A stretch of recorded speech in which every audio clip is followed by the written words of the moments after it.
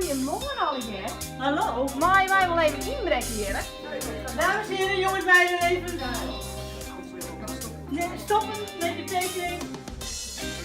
Even aandacht voor deze mooie dame. Hallo, wij zijn van Jong, dit is Marit en mijn naam is Annemarije. En ik ben op zoek naar Elske.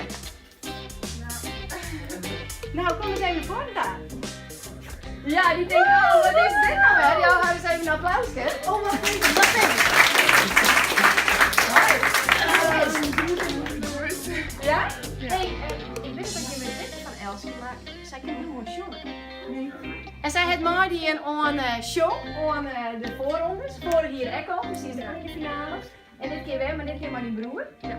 En de finale is volgende week 27 juni in de Neushoorn in Ljouwen.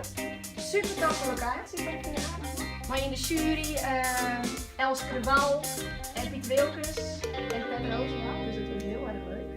En we hebben nog iets speciaals, iets nice, namelijk de Vreunencheck. En die jou gewoon daar, dit is voor daar. Oké. En het is net alleen nog... Ja. Nou, goed, want we hebben daarnaast nog wat.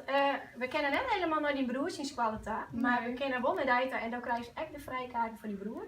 Want Thomas is het zien vreun mooi nemen naar die finale. En die broer maar echt nog eens het zien vreun. Oh. Dus nou, dan kan je zo'n heel deel van de klas in ieder geval mooi nemen. Dus dit is ik Ja, voor mij. dankjewel.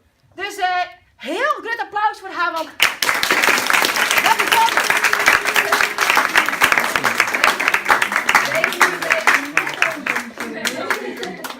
We hebben heel goed even via toppers van deze squallen hebben we even een geheim hoor.